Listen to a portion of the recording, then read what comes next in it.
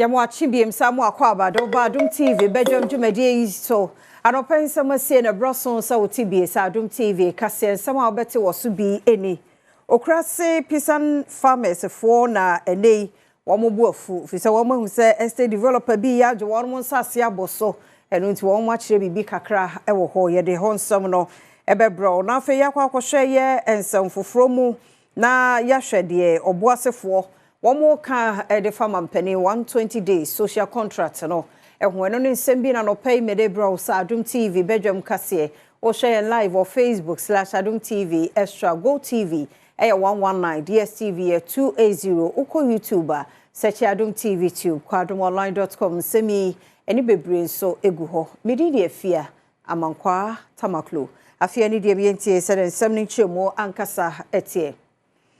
Nchini washubi yiniti ewo okrase wapa west achimensi mo wapoye mantemo ni nyina no ye langa tifo bi ene one more tata mabunu ene akuafo ewo one more ensase bi ho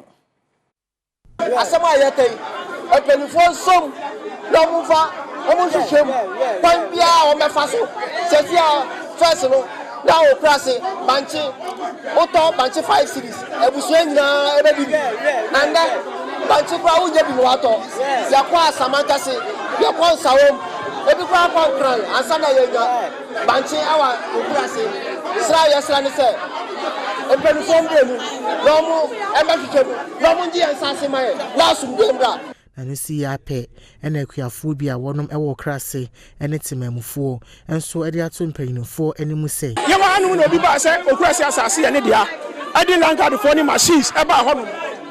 ebe ya basabasa ho enam so ma okurase mamu ano ani omu di boni ewi akire ekwan ya de okurase fo mamu ano fa so no anukura ni ansoni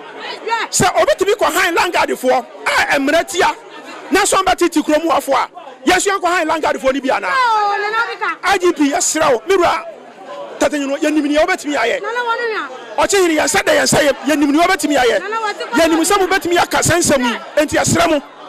Mofa munansi fom na mukase mame na okurasefo enyo ma hotomu nyo omasundwe Ghana dihie bi ya wonmo ewo oboase na ne woni amane boni Isaac no manya di nkomo afa mampani 120 days se mampani no ebi mo se ye ebi mo so kire wonmo adwo wonsem ba akumienu be ho ensem ni ni mo se oba no ka bibi de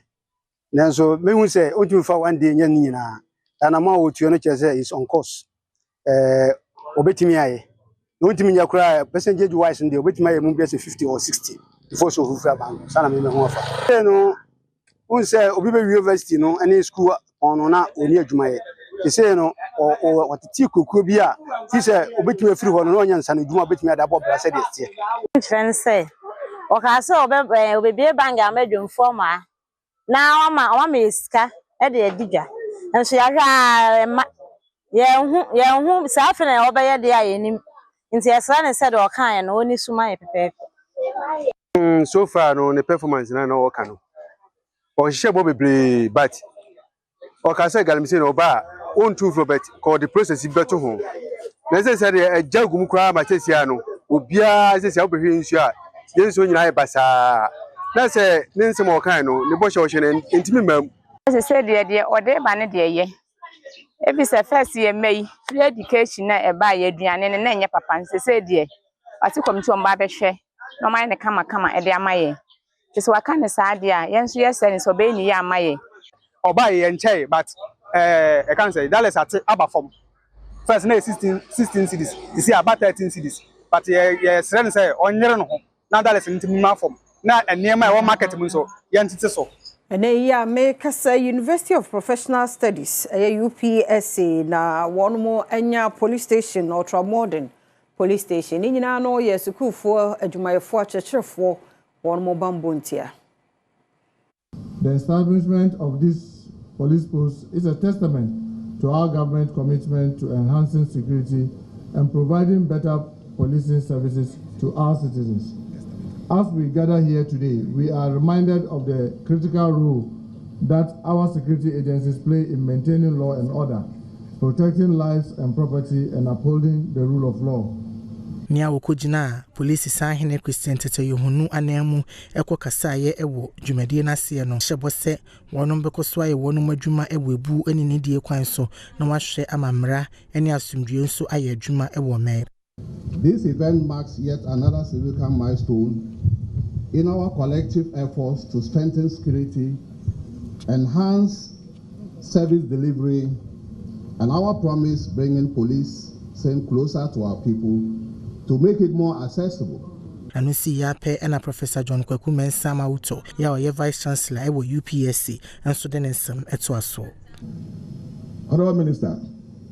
and our cherished IGP, on behalf of the Chancellor and the Chairman of Council, let me assure you that this is not the end of UPSC's contribution to this project.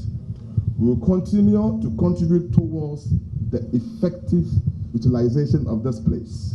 providing the necessary logistics from time to time. Parliamentary Committee on Works and Housing na won ho adwiri won pa wo bra wo mkohwe sagleme eyer housing project no said ye wiawia na ma firi hono mo ene ne bobre no hu behia sempenifo ede to won wakoma so na ni manimi ya no wo mkoho biemu kosiesie ho letime boye. As to the way forward, so that at least Ghanaians will have value for the money that we have invested here. Whether it will be private participation or they will allow the state-owned companies like the Tema Development Company or any other company that is competent enough to complete this project. That is what we are looking for. At the end of it, I want to see this community develop where people are living here, so that these Ghanaians will have salvaged some of the costs that have been occasioned here. But going forward, we'll present a report to Parliament, and I will even play with the Speaker of Parliament to visit the site for him to also witness some of the damages that we have all witnessed today. Martina J. Mensah Kosa eye domkuma na kasamafo ewo Works and Housing Committee no so. Ono si to just say Sagleme Affordable Housing Project waye no amanyosem achere no ayeye ne senti wonya amanyosem ento nchen no wonhwa kwan pa obetumi ahwe awie se adwuma ne nyina. You and I are aware that that matter somehow has been brought to a close. I think that it should be a national priority to want to take a second look at it. Enough of the politics around this project. It's quite sad going around what we've seen. Maminya no so na Adom TV Badwam kase na ha na brema kwan na no pay media siaseda ya wodia emre ni adaje a wode ma ye yenkomra na yemfa de bonkrata ne online de no entwaso.